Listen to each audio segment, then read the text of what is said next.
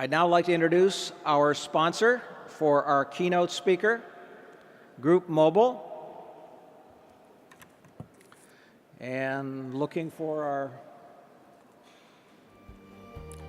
first speaker, my good friend Roger Jenkins from Group Mobile.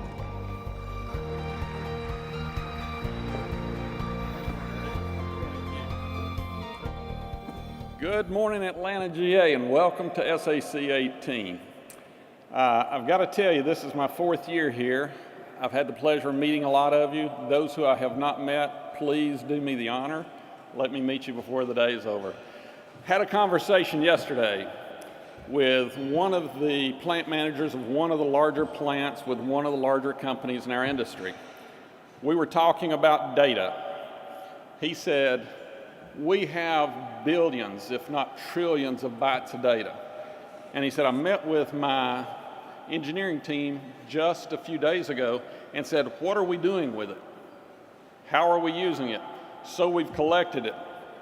I looked at him and I said, you, Mr. Big, have hit the nail on the head. That's where we are as an industry. We have collected billions and billions and trillions of bytes of data. Now what?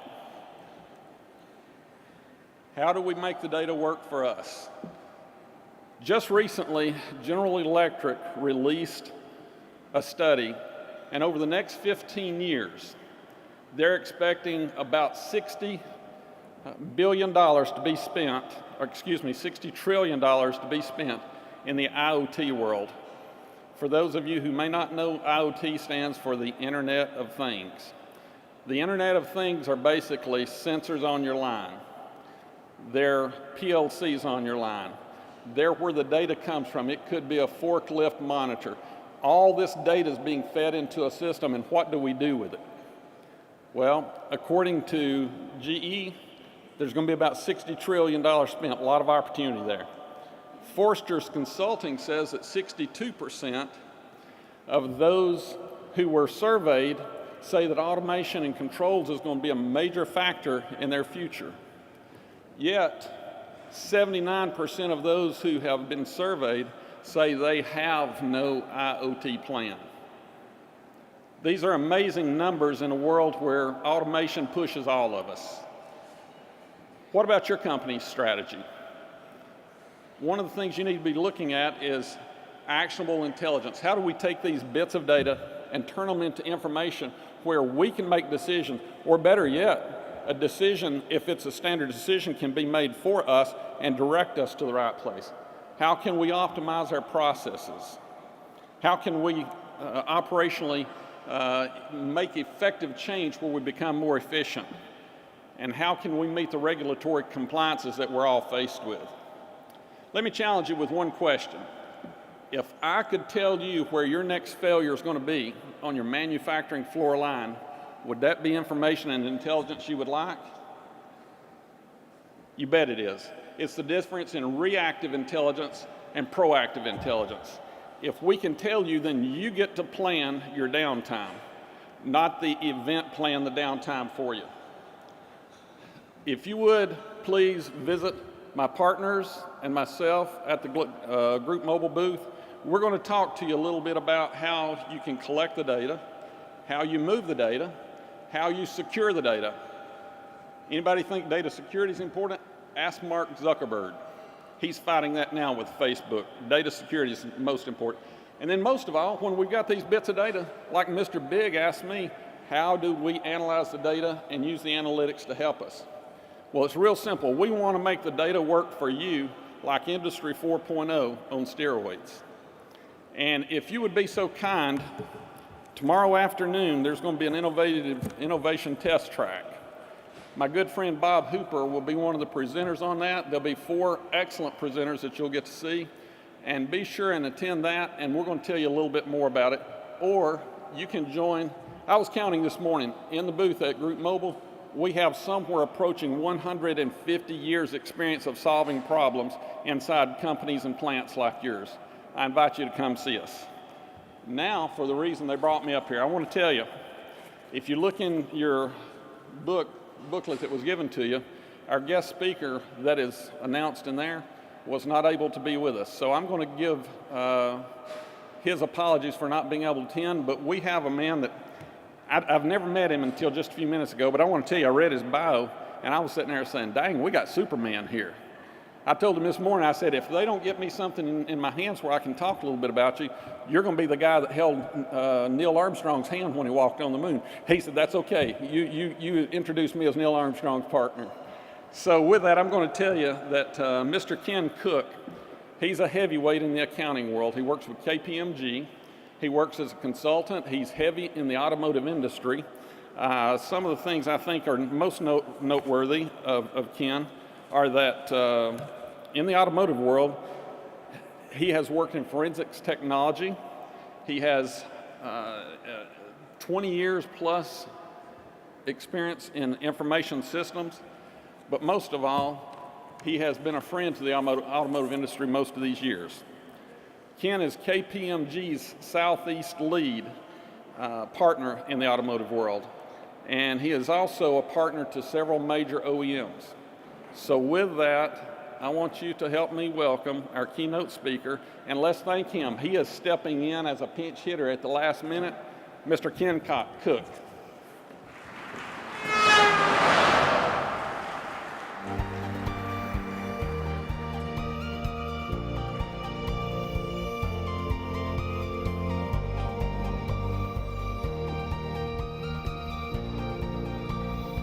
All right, good morning. How's everybody doing? This is, I got to tell you, this is a really exciting time to be involved in the automotive industry. And I think, I think the next decade is going to be just amazing. Gary Silberg couldn't be here this morning. He is our automotive visionary and absolutely fantastic in this space. He caught a bug and called me the other day, and he just sounded terrible, so we all hope he gets well, but I'm going to fill in for him today. And we're going to talk about the islands of autonomy.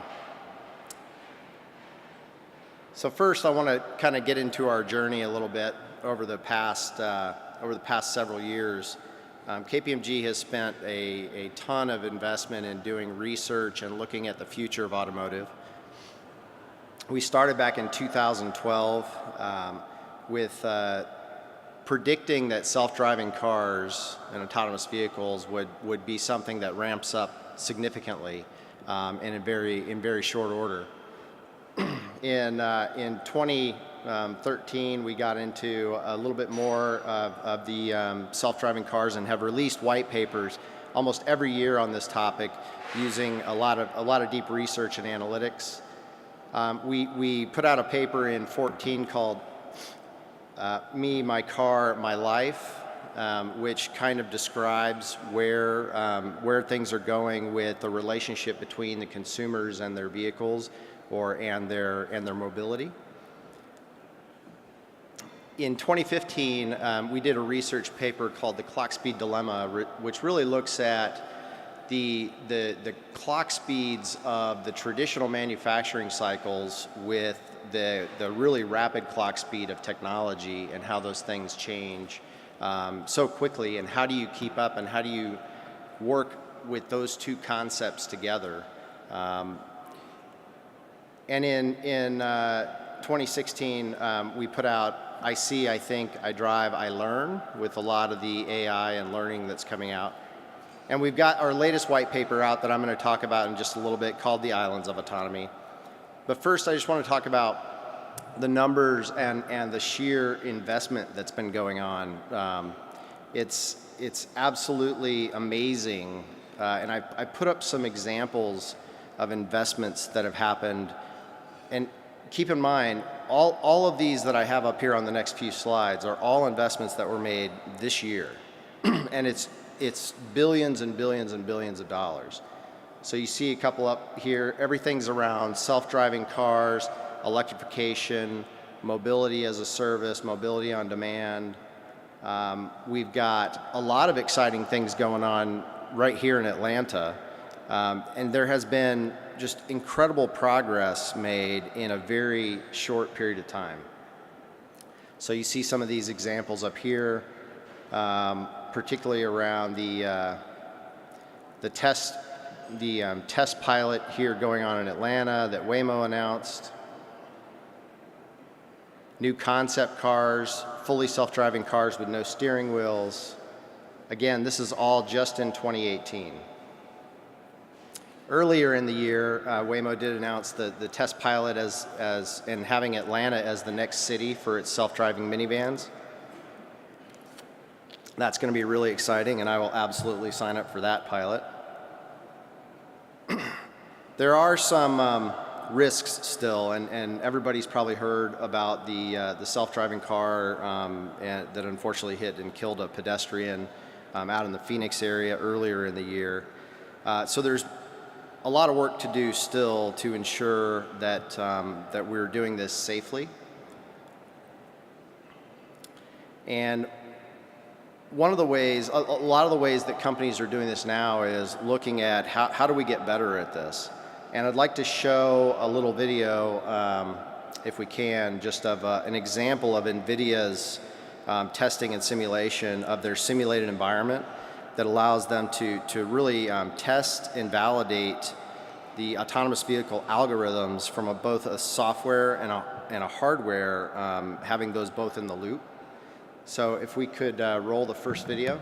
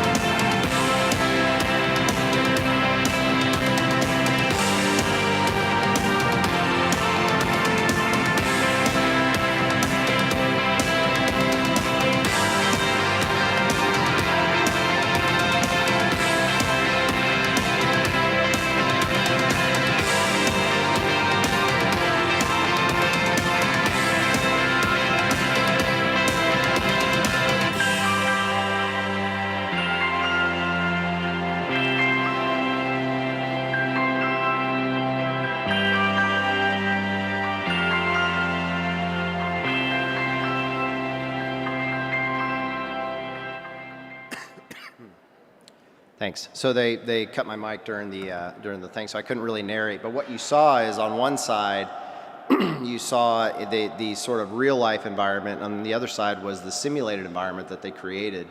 And by doing this, they can test, and a lot of folks are doing this now, they can test in a simulated environment and get many more miles under the belt. And particularly they can inject what they refer to as more interesting miles. So not your typical commute, but cars trying to cut you off and things like that, where the learning can happen a lot faster. So, an article that came out not too long ago was the estimated valuation of some of these companies that are coming up. Waymo has been, the initial estimates for Waymo were going to be that it was going to be a $75 billion company, and not too long ago, an analyst put out they actually think it's going to be $175 billion. And why is this? Some of the reasons include not just, if you think of autonomous vehicles and where we're going with mobility as a service, it's not just the ride sharing, but it's also autonomous trucking and delivery services. Waymo has actually started a pilot program in Atlanta here with a small fleet of Peterbilt semis for deliveries to Google data centers. And in the future, they think this technology and innovation really could address up to 80% of the $3 trillion global freight transportation market. So it's huge upside potential. Also, things like last mile delivery should be much faster and cheaper with autonomous vehicles as they're coming. 4 priorities that Waymo has in their program are: number 1, ride services. 2, I mentioned the deliveries and trucking. 3, they are working with the transit agencies in the different city to provide last mile transportation services. So if you think about someone starting out from their house or their neighborhood and getting to the train station or getting from the train station back home, looking at autonomous vehicles to help with that sort of last mile transport service. And then obviously licensing its technology out to automakers for use in personal vehicles as well. And so far they've been making tremendous progress on all 4 targets. We talked about accelerating progress in this area, and really through simulated environments, it has just been amazing to see what has happened thus far. If you look at the left-hand side, you look at the 9 million miles traveled using self-driving cars, and that is real miles traveled on real roads. And if you can read the small print, that is ones that are operated on public roads since inception of this through February 2018, and they've covered 9 million miles, which is pretty impressive. But when they map all this out with the miles traveled and they capture that and they can put it into all the computers and make simulations of that, they've been able to take their simulated virtual environment and have traveled 5 billion miles using the simulated environment. And again, they can inject more of those miles that they refer to as the interesting miles, where there is construction or where there is a vehicle that cuts you off, or roundabouts and things like that that aren't typical just in your normal commute. So they can inject more of those and just learn that much faster. So again, it's all of these things are happening at a record pace and a lot sooner than we all thought would happen. So what used to be talked about in the next 50 years is now in the next decade. So I'm going to show just a little video to kind of show Waymo's self-driving car program and their pilot that they've launched out in Phoenix, and what should be coming to Atlanta pretty soon. So if we could roll the next video. And can you leave my mic on so I can narrate just a little bit through this?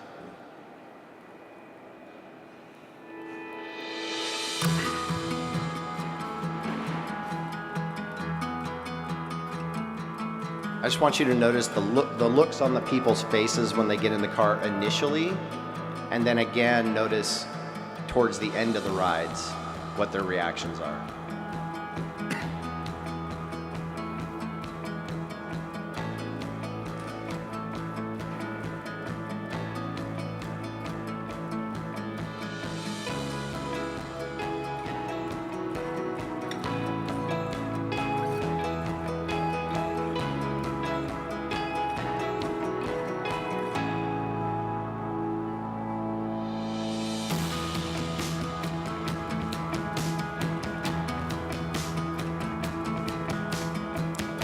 So you can't see the top one, but the others, you can tell they're really alert. They're really kind of looking around to see what's going on.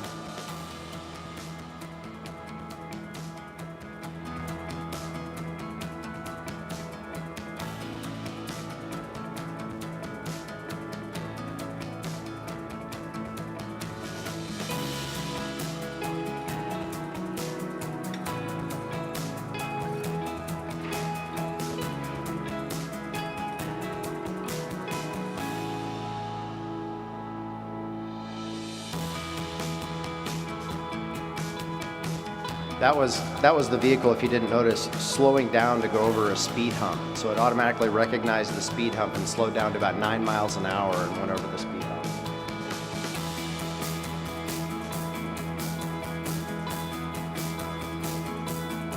And now you see on the bottom screen, this guy's starting to get bored with the ride and comfortable. So he's sitting there texting and really not paying attention anymore.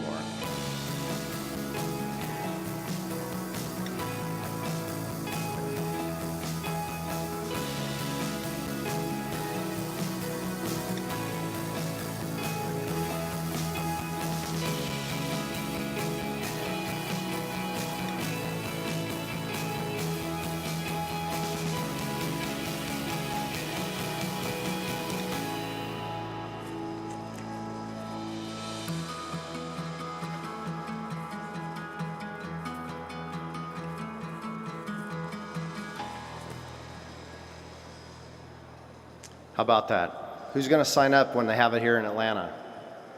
It's coming pretty soon. They're supposed to have it this year still.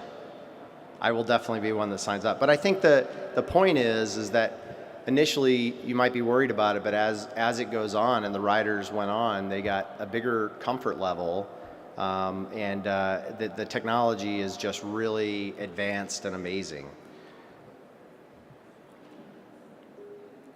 So our journey continues into research, and we have been spending a lot of time in our latest research paper is called The Islands of Autonomy. What we've realized is that we are swiftly arriving at a new and disruptive transportation mode, which is driverless vehicles coupled with mobility services. We think that this is going to be as important an innovation as the smartphone or the PC was to everybody. I mean, who could live without their smartphones today, right? It's just something that we've adopted so quickly and has spread just everywhere. And I don't think we're going backwards.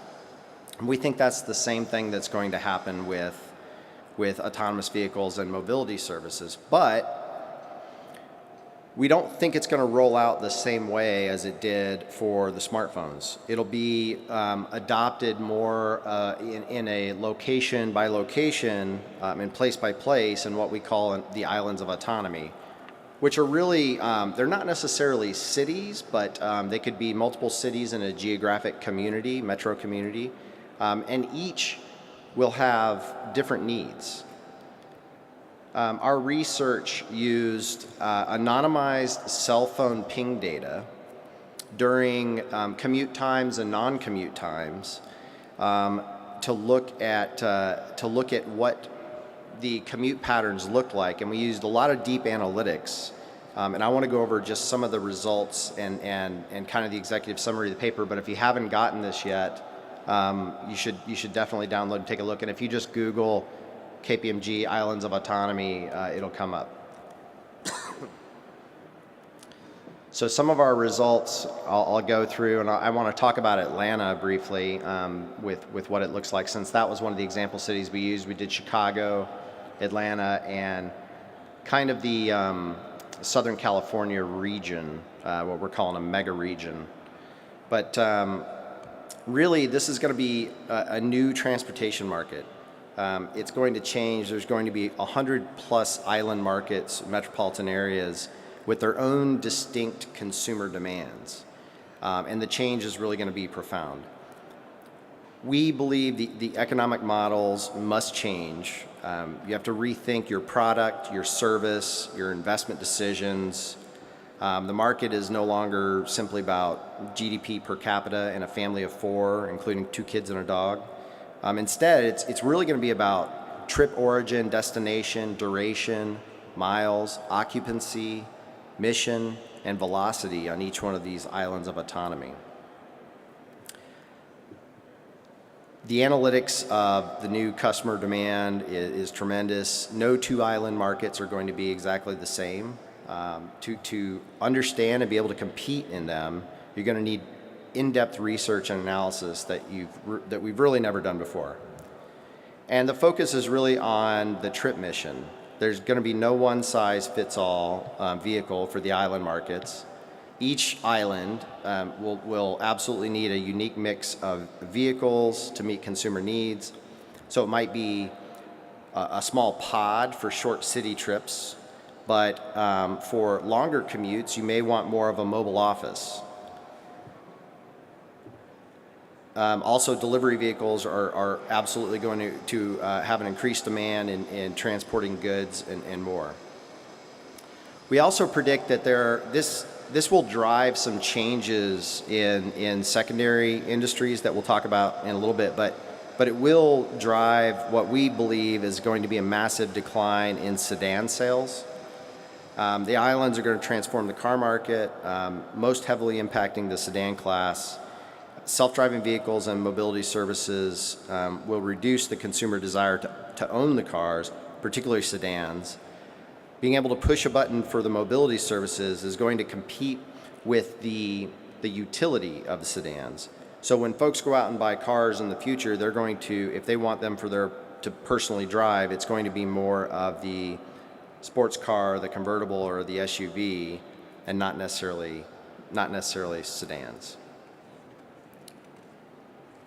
So for the Atlanta example, there's all 3. We kind of looked at the data pings and how they presented themselves in each of the markets.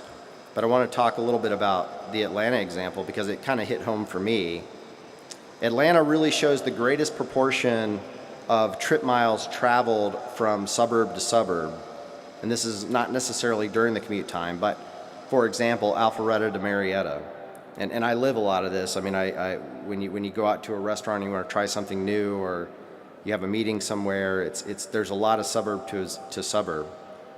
Atlanta also has the greatest number of trips from suburb to city and city to suburb during commuting hours, double that of Chicago and Los Angeles / San Diego. The Atlanta trips tend to be somewhat longer in duration than in Chicago. There are fewer short trips of 15 minutes or less, and more medium-length ones between 15 and 90 minutes. So anybody who's been stuck on 285 or 75 or 85 knows about this. Together, I think these findings suggest that Atlanta is a city where movement between the suburbs is a significant part of travel outside of work hours, and commuting travel between city and suburb is highly significant. So these findings reflect that Atlanta is a city with large employers in its downtown, one where it's less common for people necessarily to live in the city center. And again, we got all this data from, it was anonymized cell phone ping data that we analyzed. We found that the commutes between city and suburb in Atlanta give the travel pattern in this distinctive star shape. Unlike the LA San Diego, which was just a crazy market when you look at Southern California and the commute times there, plenty more commute times that are 90 minutes or longer. And we found that a lot of people are actually commuting between San Diego and LA, which is crazy. And Chicago is a little bit different. Chicago, more people live close in the city, there's shorter trips, and then there's also a lot of suburb to suburb in Chicago. But really all this to say that things when you look at each geographic location, you're going to have to solve for that particular island of autonomy, and it won't just be a one-size-fits-all.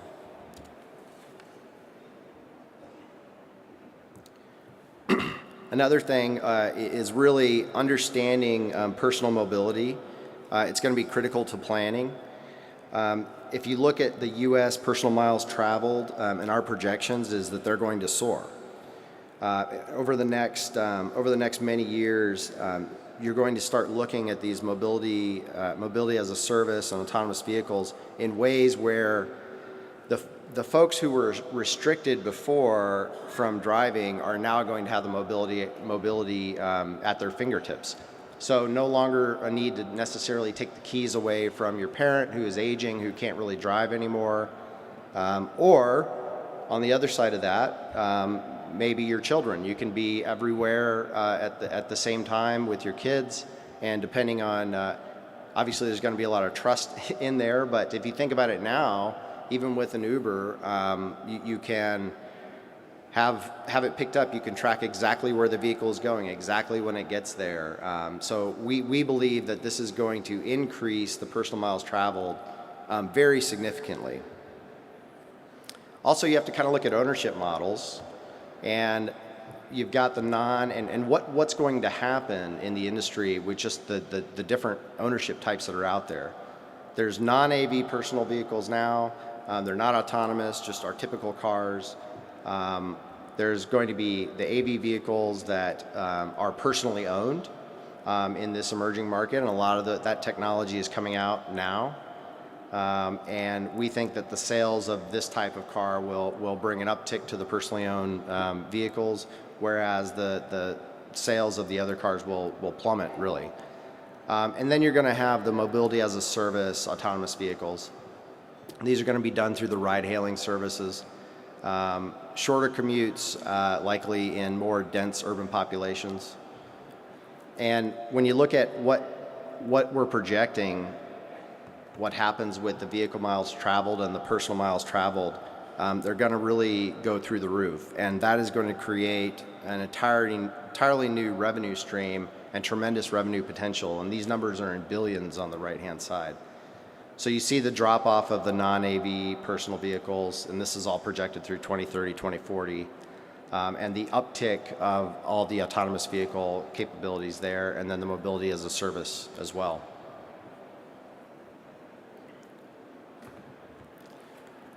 We mentioned the sales. We believe that the sales in the US at least have peaked, and you'll start to see a fall off there of the non-AV vehicles pretty drastically. So just a couple of the key points that I want to leave you with. What does this all mean? This all means really heavy disruption. Again, there's billions and billions of dollars being invested and incredible progress made in a relatively short time. There was an article in the Wall Street Journal, I think yesterday, one more investment. Honda did everybody see this? Honda just invested or committed to invest $2.75 billion in partnering with GM and their cruise automation technology. So that's going to roll out pretty soon as well. And they're trying to play catch up a little bit, but they are investing heavily in it. And this was not long after SoftBank had already committed over $1 billion, I believe, to Cruise as well. The cost per mile, the other one I want to leave you with is the cost per mile is going down. They're starting to solve this, and they're starting to have enough data where they can really get the cost per mile going down. Mobility as a service adoption is going through the roof. People are pushing the button at a record pace. So all those Lyft and Uber capabilities that are out there are just being adopted a lot faster, I think, than most people thought and anticipated they would happen. Along with the sales, what we're finding is that utilization is going to be up significantly. So if you think about a car that you buy, as an asset, it might not be a very good investment because you bought this asset and it remains idle 90% of the time. So the utilization of it is very low. But we think with the autonomous vehicle capabilities coupled with the mobility as a service, those utilization rates of those vehicles is going to skyrocket. So unfortunately, that will have an impact on sales because the vehicles will be utilized more and the sales won't be as high. There are also going to be secondary, and the last thing I want to leave you with is there are going to be secondary effects on this innovation and disruption. Aside from the sales, I think it's going to have an impact on the dealership models that are out there. I think that they're going to have to adjust and rethink what they're doing. When you have, when you have initially you had Tesla, who didn't have dealerships and you could just buy your Tesla. I actually ordered a Tesla. I was an early adopter back in 2013. I ordered it from my iPad while I was sitting on a plane waiting to take off. I mean, I had made the decision a long time ago, but when I actually pulled the trigger, I did it from my iPad. Now they've got Carvana, where you can buy a car online and go pick it up at a vending machine. So I think that the dealership models are absolutely going to change. I think that one of the effects from all the autonomous driving, or all the autonomous vehicles that are out there, and the smarter that they get, there are going to be less accidents, which is fantastic for safety, but it's going to have an impact on the collision parts industry. So folks in that industry have to start thinking about how they're going to pivot or what they're going to do to address this disruption.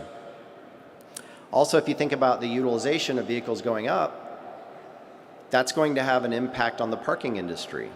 So that the adoption of mobility as a service and the sales declining and the autonomous vehicles, you won't be having the need as much for all these large parking decks around. And finally, one of the other big impacts that we have, and we have folks go out and talk from our insurance and actuary practice and tax practice, we think it's going to have a big impact on the insurance industry. So as the autonomous vehicles really get up to speed, we don't believe that insurance companies are going to be insuring an individual anymore. We think that the liability is going to be more, and that insurance is going to be carried at the OEM level, and the car will be insured. And Volvo has actually already made a statement, I think last year or the year before, that they will insure basically their autonomous vehicles that they have out there as well. So it could end up just being a line item on the sticker going forward, but it is going to transform the insurance industry for sure. So again, a lot of things to think about. I'm really excited to be at this show. I'm so happy that we're having one in Atlanta. This is really fantastic. And I appreciate the opportunity to be up there, and I'd like to thank Rick and SAC and all of you. And I hope you have an absolutely fantastic show. Thank you so much.